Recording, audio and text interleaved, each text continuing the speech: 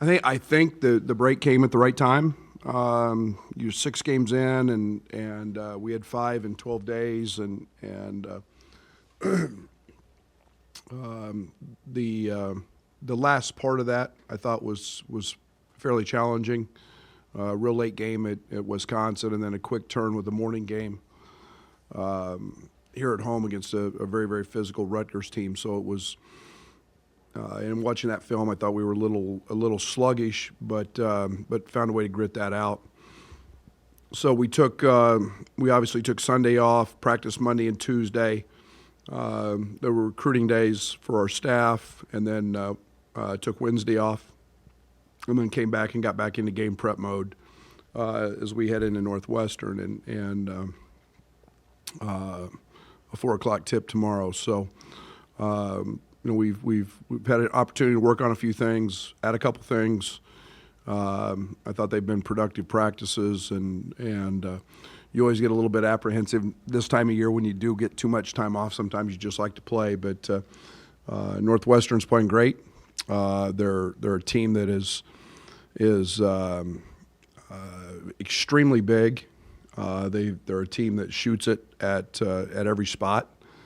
I'm fascinated with Spencer, their point guard, in terms of being a young guy who's so dominant in another sport, being at the top of his game and coming out after 4 years. And his intangibles and leadership are very, very evident.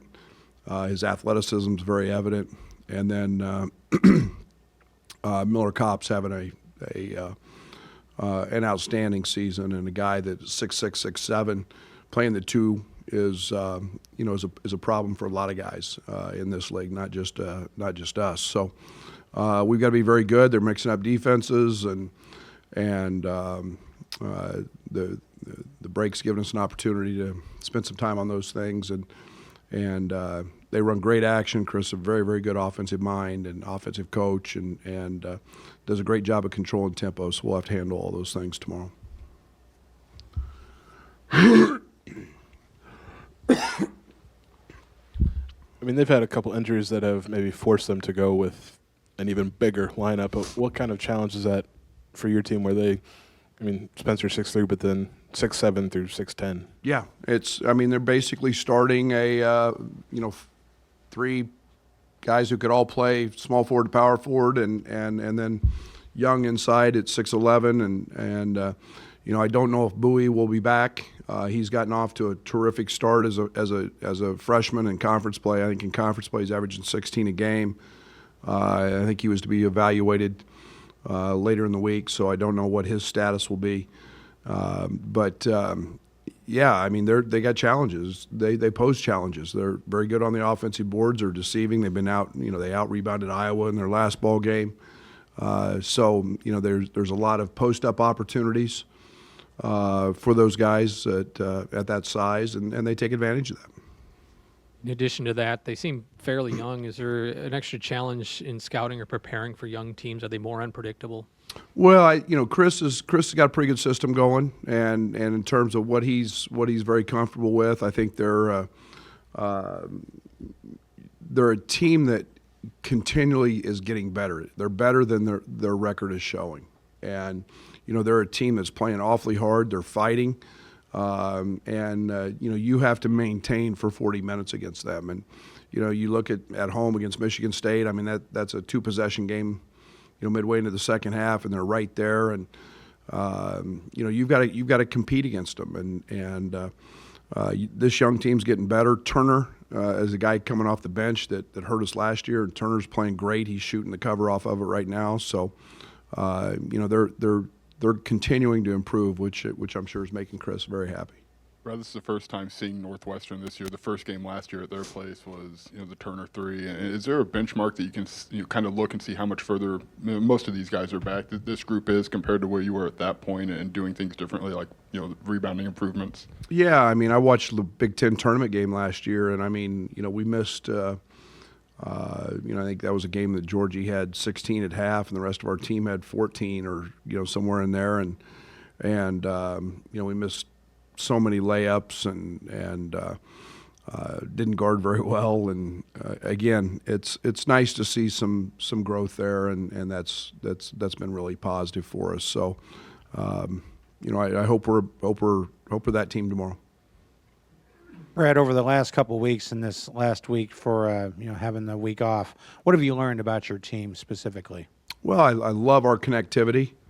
I think that we're not satisfied by any stretch of the imagination. I think that we've heard enough talk about being ranked, and the first time since 2014. It's the middle of January, and I understand the significance of it, and to me, it's mind blowing.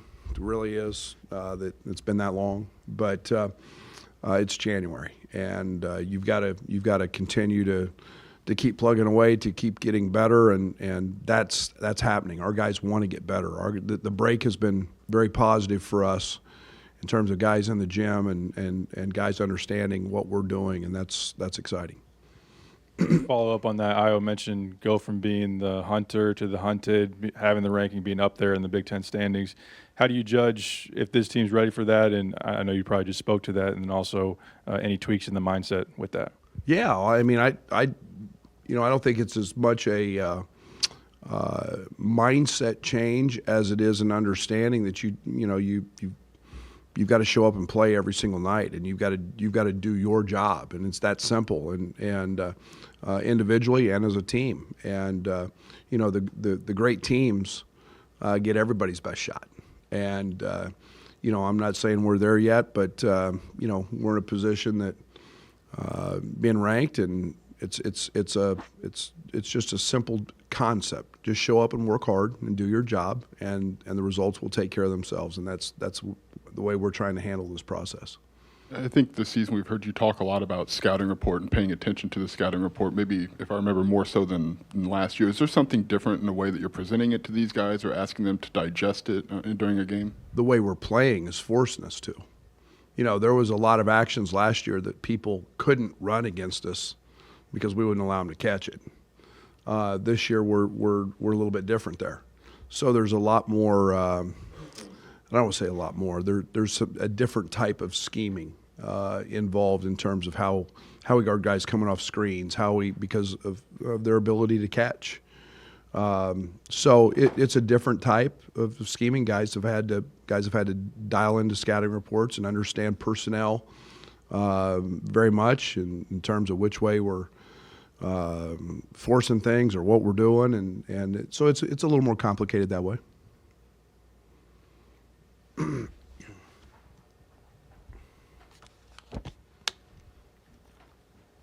All right, I'll go. Trent said he's never gone this long in his life without a turnover. How does that speak to his growth and what he's been able to do, and just giving himself a chance to succeed in your team as well?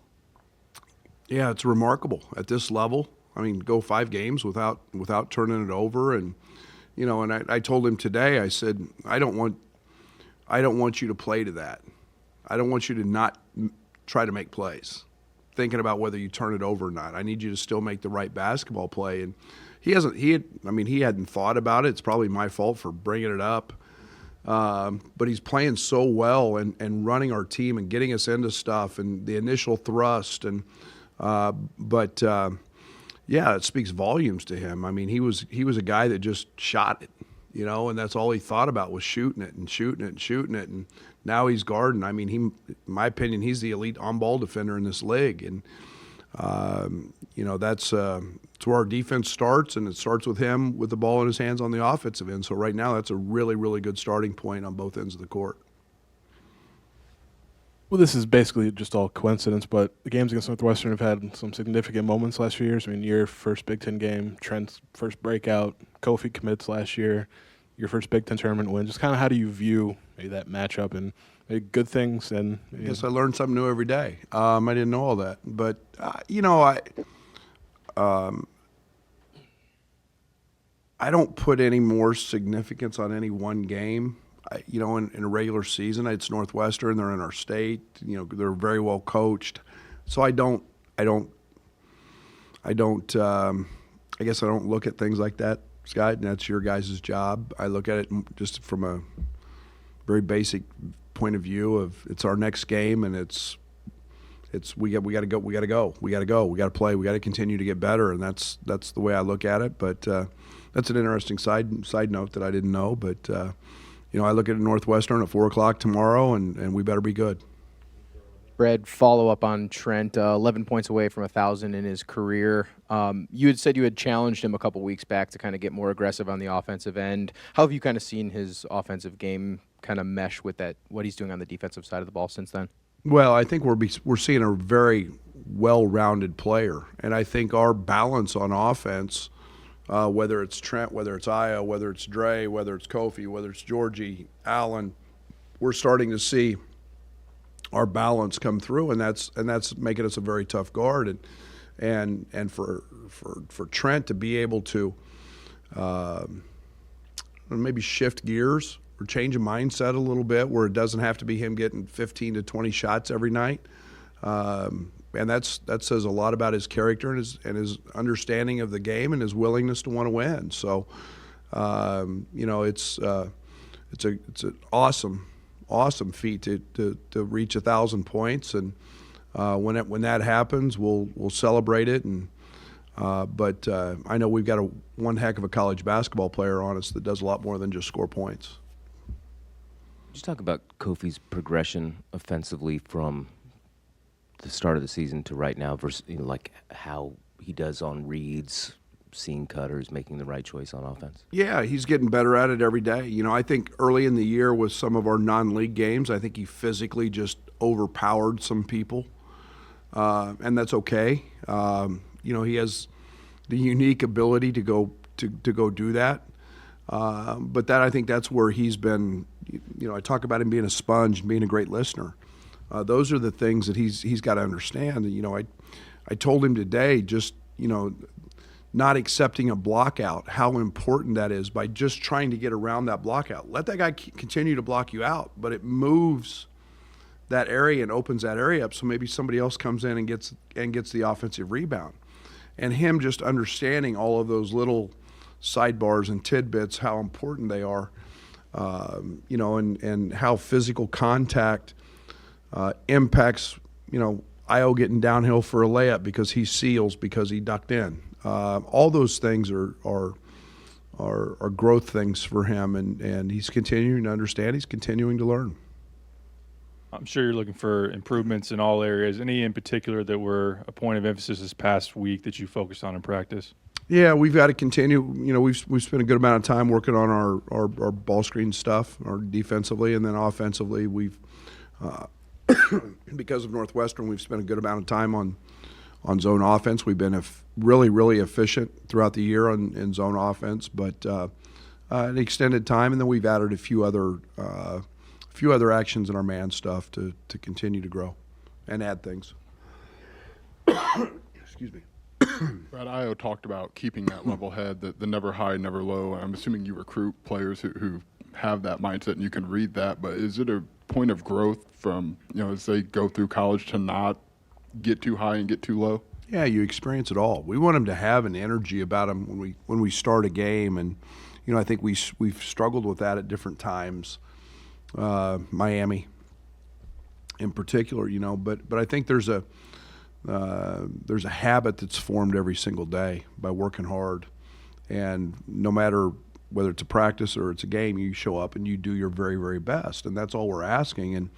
And not to get too high. Now we've won a few games and we've beaten some good people, and we can move on to the next. Enjoy the moment and have fun and enjoy those winning locker rooms, but understand that there's the next day there's work to do again, and that's the beauty of the regular season. And 20 conference games is you don't get to enjoy much very long, and you can forget about a bad one and move on to the next. And so I think we're maturing in that area a lot.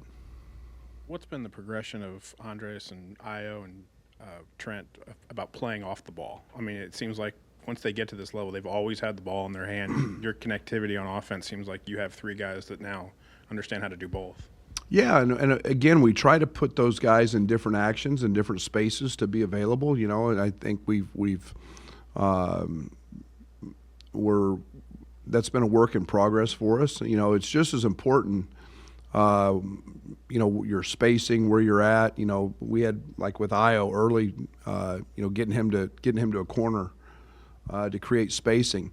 And when you understand if he lifts out of that corner, he's cutting Dre or Trent's space off where they can move.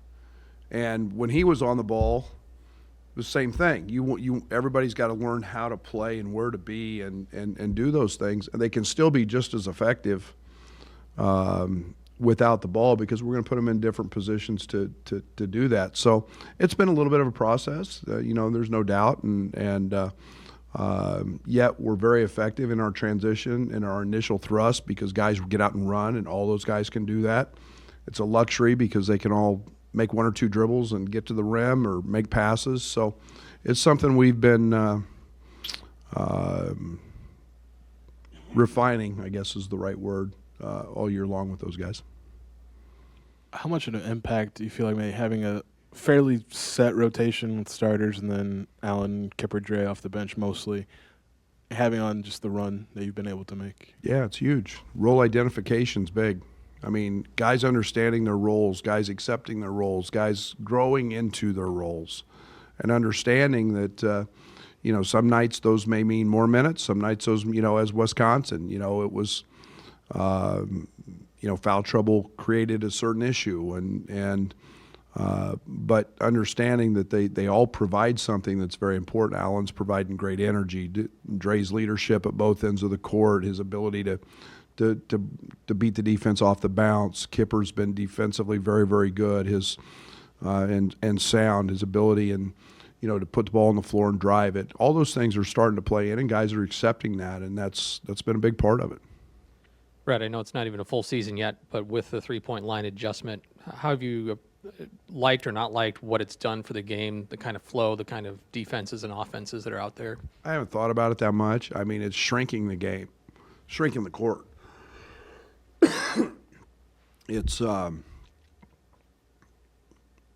impacted it. I think we'll have to see at the end of the year. I don't know. I couldn't tell you numbers right now, but I feel like the game is, you know, it doesn't matter. I think Michigan State was number 1 in the country in offensive efficiency going into the Purdue game. They were 2 for 18 from the three.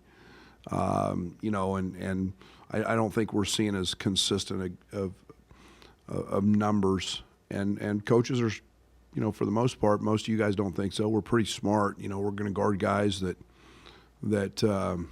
you know, don't shoot it. And you're starting to see a lot more of that. Thank you.